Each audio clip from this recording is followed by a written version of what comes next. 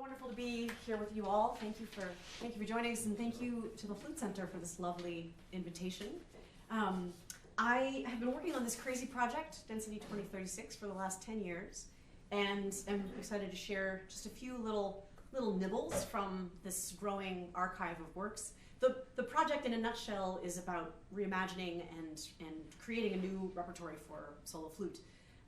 And solo flute is defined very liberally. Sometimes it's actually solo flute, and sometimes it's flute in conversation with electronics and other built instruments. More often these days, it's flute in dialogue with other forces, so chamber forces, also orchestral forces. I'm looking right at the marvelous composer Marcos Balter, who in 2017, 2018, with his Density project, just pushed the imagination even further into creating an ensemble made up of community members, an intergenerational ensemble made up of community members. So the flute in dialogue with all of these different forces. And I'm going to be playing little bits and pieces from the last several years. Some of the pieces are miniatures, they're just 2 or 3 minutes long, and we'll play a couple of those tonight. Other pieces are 60 to 70 minutes long, and I'll play a few shorter excerpts of those works tonight as well. And I'm incredibly excited to introduce to you all tonight 2 phenomenal young flutists, Amir Farsi and Ilaria Hawley. I'll give them a proper introduction when they're about to play, but just to say thank you so much to both of them for their beautiful talents and for agreeing to join this crazy project and this little intimate offering tonight. So I'm going to start with a piece from quite early in this cycle by the Brazilian composer Felipe Lara. It's called Meditation and Calligraphy. And the story of this piece is that the composer was hanging out at an artist residency in Italy, and he befriended a calligraphy artist named Mendoyo, a Mongolian calligraphy artist. And he was really taken with Mendoyo's work, and he was fascinated by this artist's process, which he described as meditation, meditation, meditation, 6 hours, 7 hours, 8 hours, then idea, 20 minutes, pencil to paper piece. And Felipe was like, that's about as different from a composer's process as I can imagine, but wouldn't it be interesting to engage in that process for some length of time? I think he meditated for maybe a few hours, and then he gave himself exactly 20 minutes to write me a piece. And this is what came out. It's called Meditation and Calligraphy, and it's dedicated to this wonderful calligraphy artist, Mendoyo.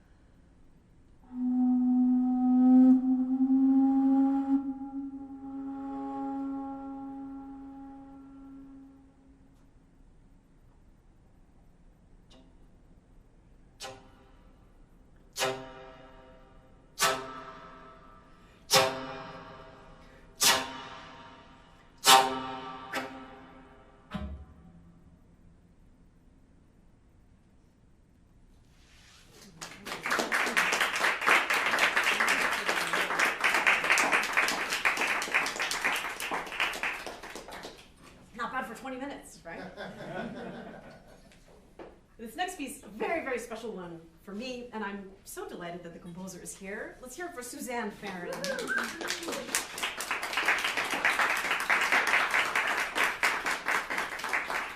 Suzanne wrote this piece in 2016 as a duo for, I had just acquired a Robert Dick glissando head joint, and I believe that there's a Robert Dick sighting back there. Hello, sir. I had just gotten this marvelous instrument that allows us to do things that we never imagined possible on the flute, and I didn't know how to play it, and so Suzanne and I got together with her owned martenot and this new slide flute and started making sounds, and the piece blossomed from there. It turned out that at the time we were both reading the same collection of letter poems by Emily Dickinson that she'd written to Susan Dickinson. The same book was on my nightstand that I think was on your nightstand at the time. And so we thought, okay, maybe this is a germ of a piece. And there was one particular letter that Suzanne texted me one night that begins like this. Dear Sue, the stimulus of loss makes most possession mean indemnity for loneliness that such a bliss has been. And so it's a kind of a dialogue between this sliding instrument and the sliding instrument of the owned martenot. And so knowing that I would not have an opportunity to play with the owned martenot, and I should say Suzanne is a fantastic ondiste herself, in addition to being a brilliant composer. Given her schedule and also given the practicality of transporting this instrument, Suzanne very kindly made me a recording that I could play with. And so I believe this was a single take, is that right? Yeah. So what you hear, it sounds like electronic music, but this is a performance, very human, by a human being in one sitting in a beautiful studio in Yonkers. And I get to play it as kind of a postcard with Suzanne wherever the piece is done in the world. It's been a long time since I've done it with you sitting right across from me, though, so yes, I'm a little nervous. And this is a good opportunity to introduce Ian, who is just a phenomenal sound engineer and sound artist, and is joined tonight to turn this intimate space into a huge concert hall. So he'll be conjuring the sounds of Suzanne Farrin momentarily. Here we go.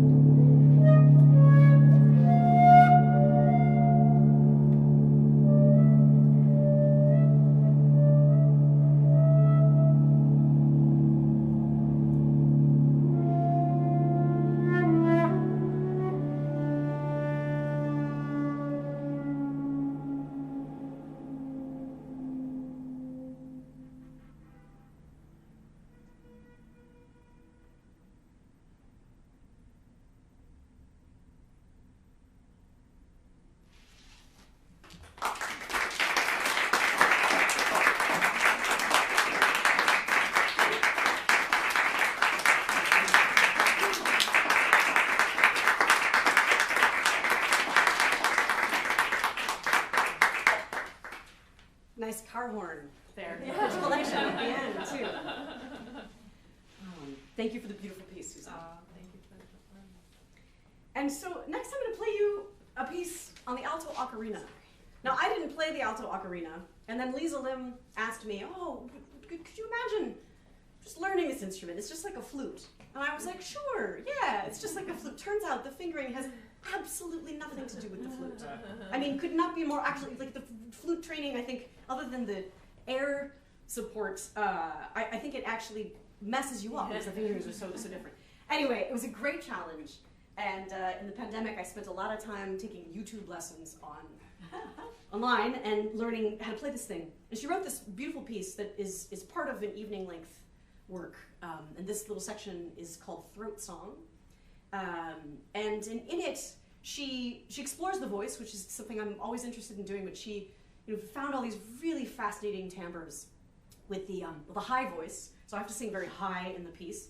And it's a lot of fun to play. So this is Throat Song by Liza Lim.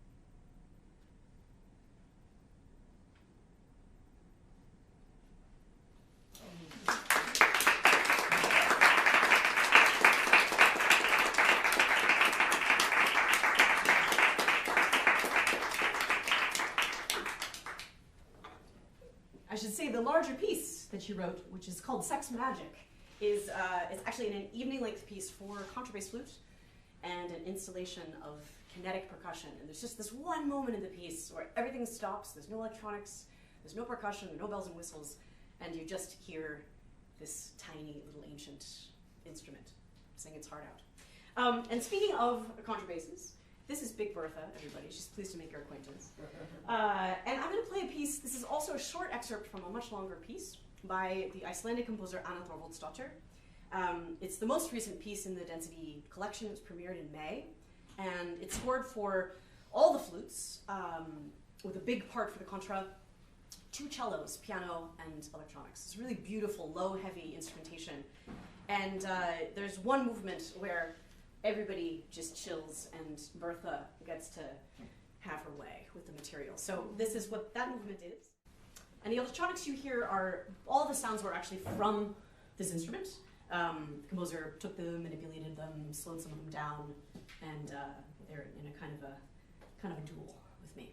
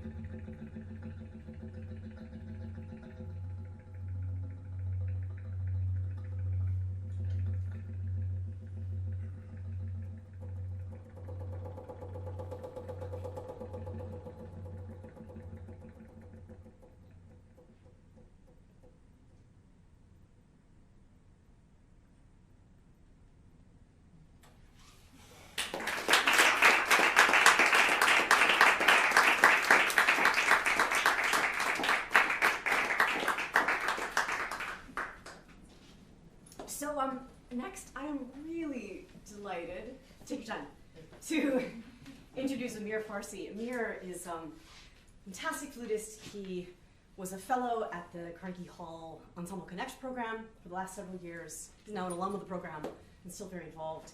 He's also one of the inaugural fellows of this program that I started this year called the Density Fellows program. And the idea of Density Fellows is each year between now, this is the 10th anniversary of the project, and 2036, to select 10 emerging flutists to intensively study the repertoire. They choose whether they want to do one piece intensively or a collection of pieces, a program, whether they want to perform or record. So there's a lot of freedom for the fellows to take one section of this growing archive and make it their own.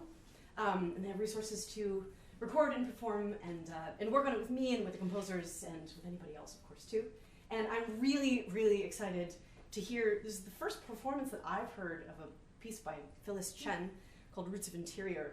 I I've never heard another flutist play it before today.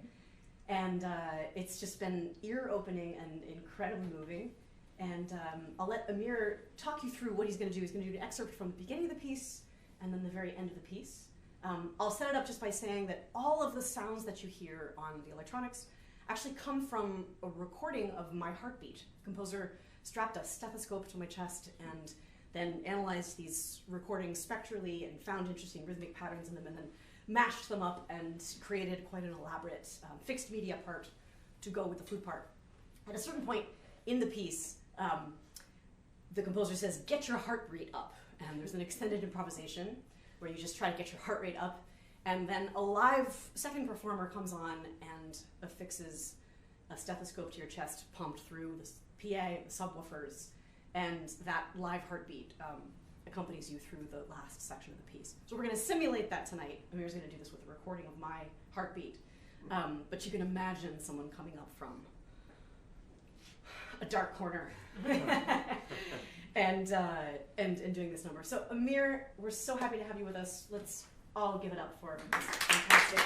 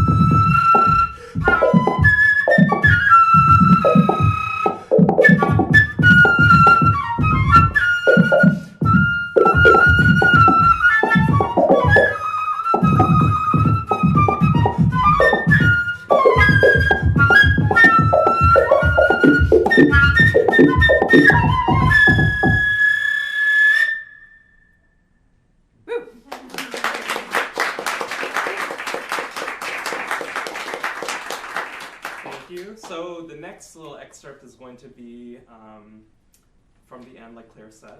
So, and like she said, this is kind of, you have the live heartbeat kind of, what's the word, kind of projected in. And then, so after this improvisatory section, you really work up your heart rate and kind of get yourself worked up, and then you have the track kind of bled in. And one thing that's really cool that Claire mentioned is that if it's really steady in performance, you can actually hear the blood flowing, which is insane to me. So here.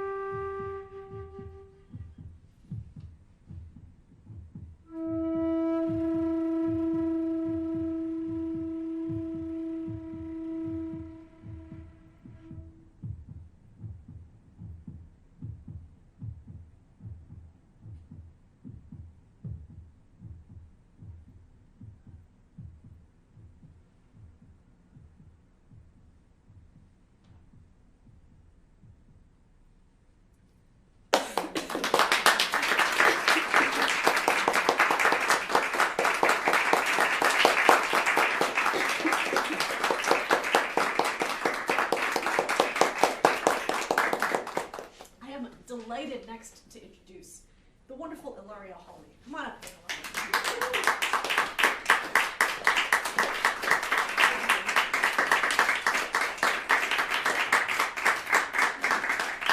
Ilaria is a student at the Special Music School, you are 14? Yeah. Whew. I met Ilaria when they were 8, right? Mm-hmm. In Colorado. Yeah. And you came to a concert that I did. You came backstage afterwards and said, "Oh, can I play you something?" I was like, "Oh, this will be interesting. This will be really fun." And you played a piece that you had written, and it absolutely blew my mind. And I've been following your work ever since then, and so delighted to have you here tonight to play a piece from a different program. So this is the Density Fellows program, which is for professional and pre-professional emerging artists, usually post-college. And the fellows this year come from the US, New York, of course, for the wonderful Amir, and Mexico, Uzbekistan, Finland, Germany, Hungary, and Australia. And so at some point we need to get all those folks here at the Flute Center to play this repertoire way better than I can. There's also a program that I started called Density Seeds for younger flutists to take a little snippet of the repertory and make it their own. And so Ilaria has played for several years now this beautiful piece fashioned from a much longer 25-minute density piece by Richard Beaudoin called Another Woman of Another Kind, based on text by Paul Griffiths. And I asked him if he would make a short piece, a miniature out of that, and he made it. It's called Life, Life, Life. And Ilaria plays it better than I can imagine anybody playing it. So take it away. It's very short, and so if you'll indulge me, I think it would be really wonderful to hear it twice. Yeah? Let's hear it for Ilaria Hawley.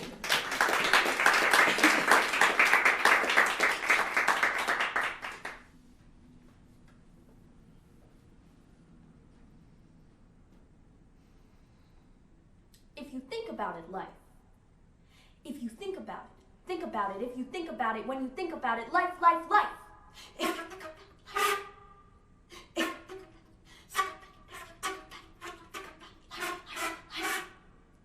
If you think about it, if you think about it, would you think about it, life, life, life, life.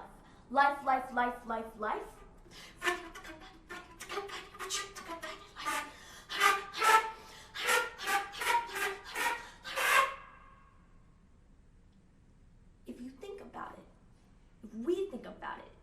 About it, life, life, if you think about it, life, if life, dot, dot, dot.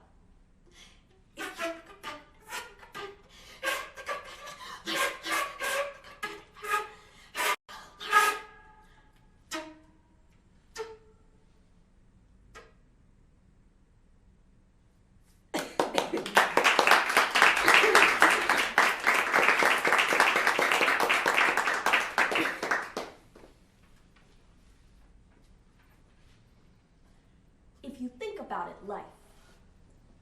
If you think about it, think about it. If you think about it, when you think about it, life, life, life.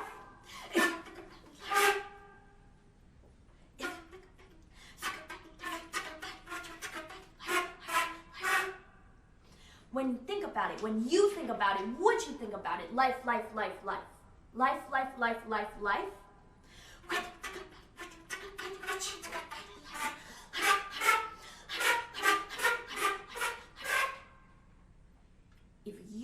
About it, if we think about it, if you think about it, life, life, if you think about it, life, if life, dot, dot, dot.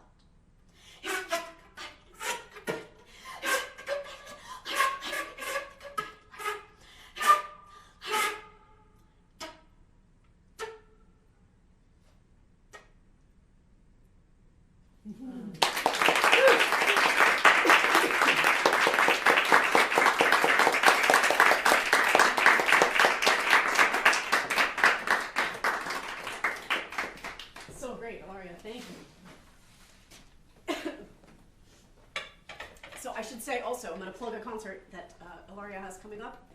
Ilaria is a fantastic composer. They have won, yes, let's just hear it. Among many, many other things, the Morton Gould Young Composers Award. They've had their music played by the New York Philharmonic in the Very Young Composers program of that orchestra.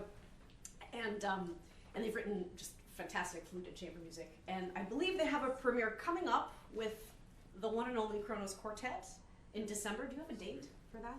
It's way later in the year, but in June, I think. But first draft is due coming up at the end of the season. Yes. Amazing. Well, we will let you all know.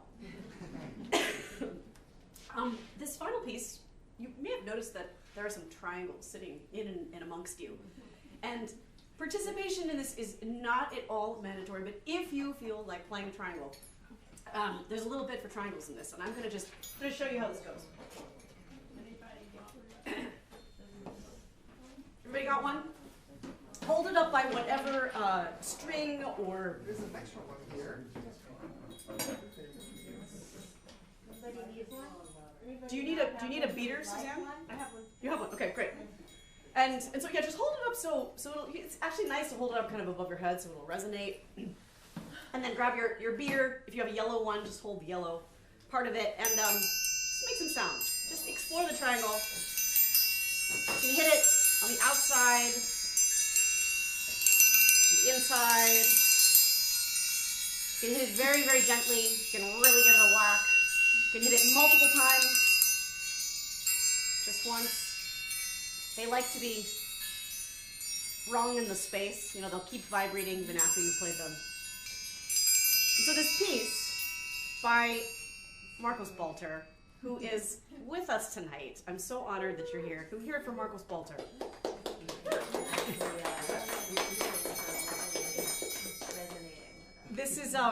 This is a short excerpt near the middle of another concert-length piece in the Density cycle. This one is from 2017-2018. It's called Pan.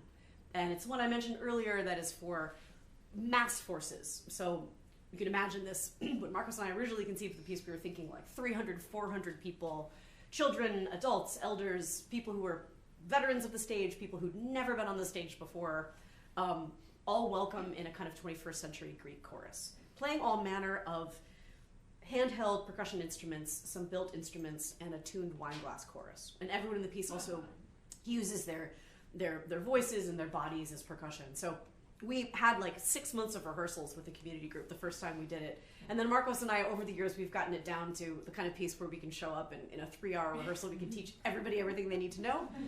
And then we do a show. It's sort of like the circus meets contemporary performance meets 21st century opera.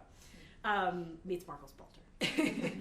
And it can be performed, you know, we've done it in concert halls, we've done it in theaters, importantly we've also done it in parks and public spaces and community center basements and basketball gymnasiums and all kinds of places. So also excerpts of it, which a lot of flutists are now playing. Several of the Density Fellows are going to take on sections of the piece, are just lovely concert pieces, and they can be turned into audience participation pieces in just a few steps. We did the first one. You've met your triangle. You've made beautiful, varied sounds on your triangle.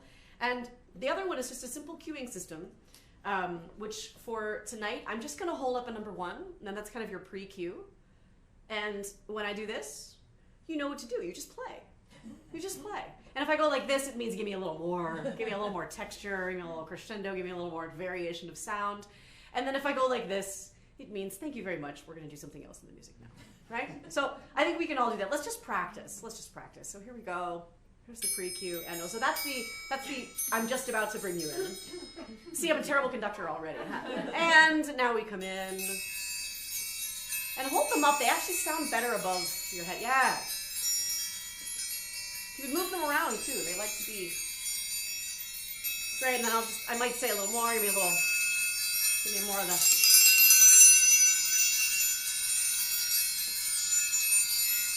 And then, beautiful, that's it, you're hired. So this movement is called Echo. Marcos, do you want to say anything about it? Sure, so this was a later addition to the piece, right? Because Pan has had many incarnations. It's really like a project that took us about like 5 years to really get to a point that we were like, okay, this is a thing, this is a being that we can release in the world. And Echo is sort of the beginning of the return of the voice of Echo to Echo herself after Pan had basically broken her into pieces and made their voice into her voice. So this is Echo kind of coming back. Yeah. The Greek myth is, I mean, they're gory. They're incredibly, incredibly gory. But this is one of the sweeter moments of the piece. And the electronics you hear, do you want to say anything about the electronic sounds and how you devise them? Sure, yeah. So because we wanted the piece to travel, because we wanted the piece to have many incarnations, variations. Part of the electronics is actually to allow the ensemble to be as small or as big as it needs to be, but it's supposed to sort of emulate what is also going on live with the other participants. Levin Lorenzo was the original electronic musician that helped us build the piece. So a lot of the samples are Claire and I playing different instruments that Levi sampled, and some of them are just purely digital realizations of sounds that we then incorporated with the live performers. And Marcos, I should say, the piece does call for chimes and wooden instruments as well. There's only so much I could carry uptown today, so I didn't even ask the composer's permission to reorchestrate this, but it's just for triangles tonight.